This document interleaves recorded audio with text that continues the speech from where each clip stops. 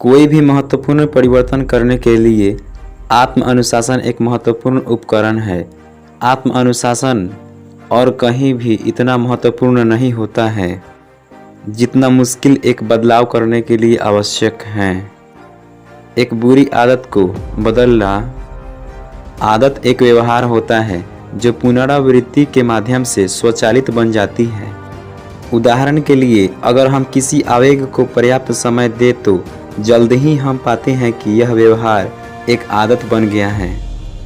आदत एक दृष्टिकोण भी हो सकती है, अर्थात किसी भी वस्तु को देखने का नज़रिया जो जल्द ही दूसरा स्वभाव बन जाती है। आदतें शुरू होते समय कमज़ोर होती है लेकिन जल्द ही मजबूत हो जाती है, इतनी मजबूत कि हम शायद ही उन पर ध्यान देते हैं। इस कारण से आदतों को तोड़ना बहुत मुश्किल हो सकता है। जीवन में सब कुछ बस विकल्प के बारे में होता है। आपको काम करने की, स्कूल जाने की, खाना खाने की, यहाँ तक कि सुबह सोकर उठने की ज़रूरत नहीं है। आप काम करने का निर्णय इसलिए लेते हैं क्योंकि वे आपके लिए अच्छी होती हैं। अक्सर हम आदतों के शिकार होते हैं। हम चीज़ों को केवल इसलिए करते हैं क्योंकि हम उन्हें करते आ रहे होते हैं। बचपन में हम व्यवहार करने के लिए संकेत पाने हेतु अपने वयस्कों की तरफ देखते हैं।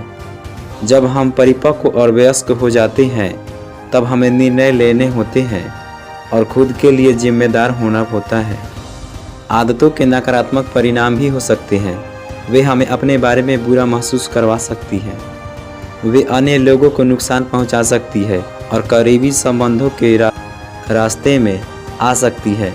वे हमारे शरीर और भावनात्मक स्वास्थ्य को नुकसान भी पहुंचा सकती हैं। इस श्रेणी की आम आदतों में धूम्रपान करना, बहुत ज़्यादा कॉफ़ी या शराब पीना, जुआ खेलना, देर से घर आना, अनाप शनाप खर्च करना, ज़्यादा खाना, गपशप करना इत्यादि शामिल हो सकता है। हम में से सभी इनमें से किसी न किसी कार्य में लिप्त रहते हैं।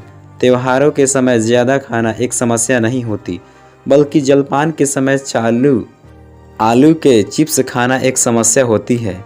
सुबह बिस्कुट के साथ कॉफ़ी पीना एक समस्या नहीं है, लेकिन जागते रहने के लिए पूरे दिन कॉफ़ी पीते रहना समस्या होती है।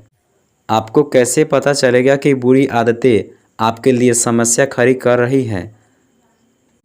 अपने आप से पूछिए कि आपकी कोई आदत है।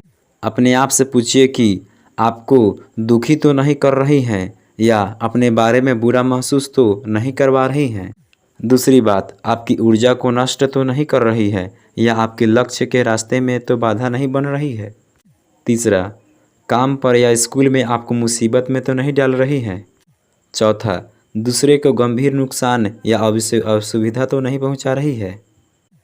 जब एक आदत आपको इन बातों में से कोई भी कार्य करने का कारण बनती है तो समझे कि अब इसे बदलने का समय आ गया है। किसी भी बुरी आदतों को बदलने के लिए इन 3 बातों को हमेशा याद रखना चाहिए। पहला, आदत बदलने के लिए इच्छुक होना। दूसरा, उस आदत को समझना। तीसरा, बुरी आदत की जगह अच्छी आदत को शामिल करना।